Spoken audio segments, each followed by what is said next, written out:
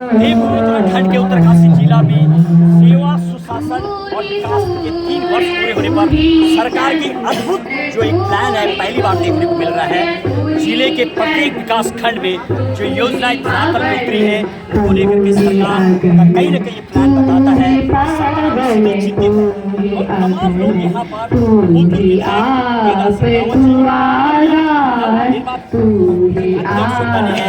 चौहान जी है, तमाम लोगों से बातचीत करेंगे। वास्तविक सरकार का जो मेन मकसद है, जो प्लान दे रही है, धरातल में उतारना है और जो हो चुके हैं उनको जनता तक अवगत कराना है। प्रयास करेंगे।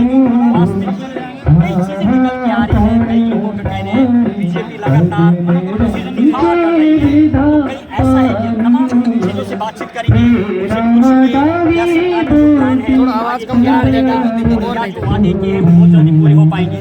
सबसे पहले नागेंद्र सिंह चौहान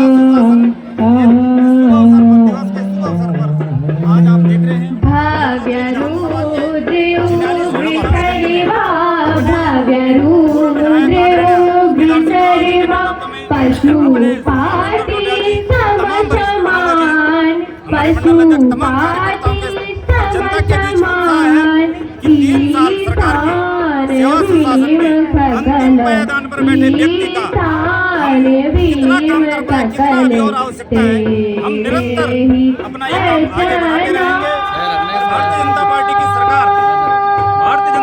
सरकार अंतिम पायदान पर बैठे व्यक्ति के साथ निरंतर पहले भी खड़ी थी, आज भी खड़ी है और अनेक विकास कार्य धामी जी के नेतृत्व में धरातल पर उतारे जा रहे हैं।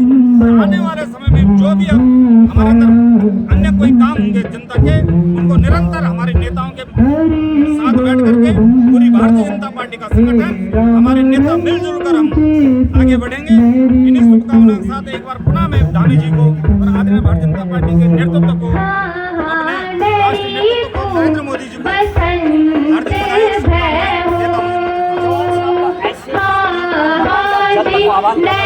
काम होने बाकी है,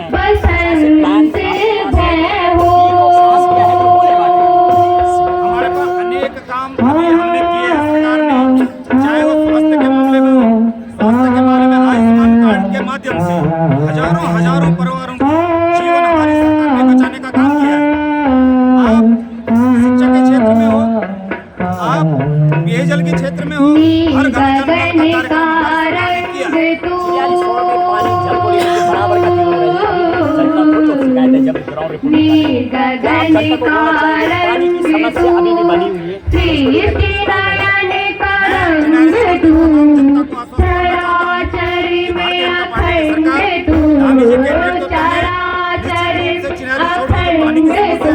उसको जल्द से जल्द दूर कर दिया जाएगा।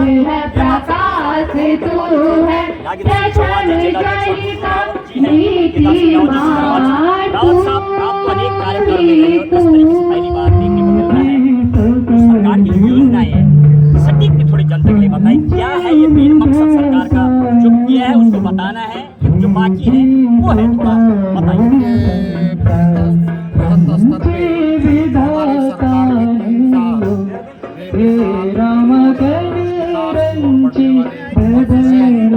उसके लिए मौखिक रूप से बहुत लंबा समय लग जाएगा, लेकिन इसीलिए 3 वर्ष होने के उपलक्ष्य में विधानसभा जिले में और विकास खंड वाइज जो है ये इस तरह के शिविरों का आयोजन किया गया है।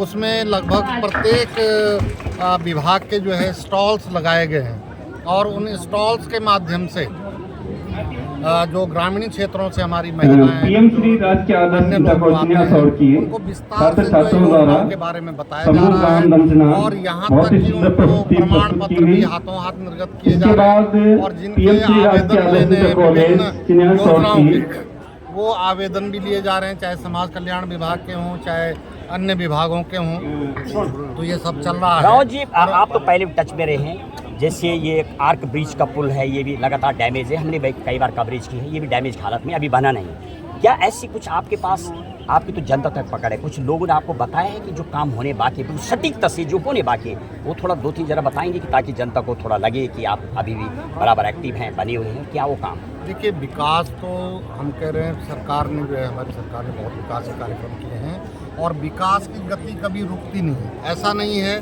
जो हमारे विकसित राष्ट्र भी हैं, चाहे अमेरिका है, उसमें भी नया कोई न कोई काम निकल ही रहा है, नया कोई न कोई काम जुड़ ही रहा है। लेकिन विकास के काम बहुत हुए हैं और होने भी हैं। जैसे आप आर्क ब्रिज की बात कर रहे हैं, आर्क ब्रिज भी मैंने अपने समय में इसको स्वीकृत करवाया था, लेकिन अब ये शिकायत मिली है कि उसमें भारी वाहनों के चलने के कारण वो डैमेज हो रहा है। तो मेरा तो जो स्थानीय हमारे विधायक जी हैं उनसे भी निवेदन है, वो भी बात उठाएं, क्योंकि विधायक को भी जो है विकास कार्यों के लिए रिपोर्टें लिखते हैं, चाहे योजना के माध्यम से और नहीं भी हैं, तो हम लोग अपने स्तर से भी इस बात को रखेंगे। पहले हमने इसको TSDC के माध्यम से स्वीकृत किया। TSDC के माध्यम से केंद्र सरकार से 35 करोड़ 80 लाख का बजट प्रारंभ में मैंने स्वीकृत करवाया था, हालांकि 52-53 करोड़ से ऊपर चला गया था। लेकिन अब जो फर्श डैमेज हुआ है उसको ठीक करना है। कई रोडों का जो है पेंटिंग का कार्य जो है बाकी है, कुछ रोडों को जोड़ने का कार्य बाकी है। हालांकि प्रथम चरण के जैसे हमारी जो अनोल से और भड़ेश्वर बगोड़ी और आगे गोरुण तक जो रोड को जाना है, वो भी अनटच एक एरिया छूटा हुआ है हमारा। मैंने उसको स्वीकृत करवाया था, प्रथम चरण की उसकी घोषणा भी करवाई थी, लेकिन अभी तक भी जो है वो आगे नहीं बढ़ पाया है। बल्कि भड़ेश्वर मंदिर के कार्यक्रम में जब हम लोग थे तो हमने विधायक जी से मैंने निवेदन किया था कि आप सेकेंड स्टेज का तो उसमें बजट डाल दीजिए।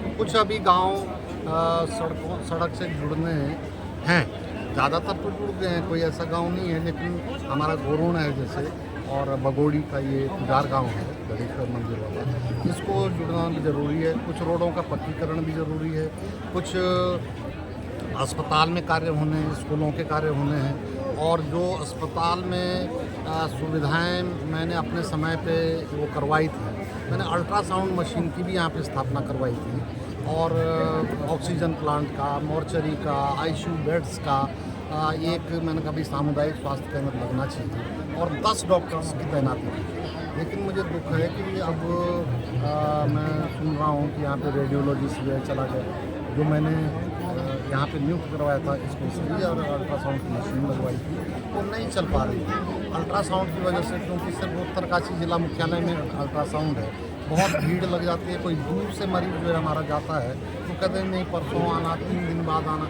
अब एक हफ्ते तक कौन अल्ट्रासाउंड के लिए वहाँ लाइन लगा के खड़ा रहेगा? ये सारे काम जो है होने हैं। चलिए, बहुत सारे काम। ये थे केदार सिंह राव जी, भूतपूर्व विधायक रहे हैं। और बाद में कुछ अभी विजय बडोनी जरूर से बातचीत करेंगे, लोकल मुद्दे हैं, तोड़फोड़ मची थी चिन्याली सौड़ में, उसको लेकर के लोगों के प्रश्न हैं, और नौटियाल जी भी हैं, प्रकाश चंद्र, वो तीनों से बात करेंगे, क्योंकि आप धरातल में रहते हैं इसलिए आपसे बातचीत करना बहुत जरूरी है। सबसे पहले कट करके दोबारा बना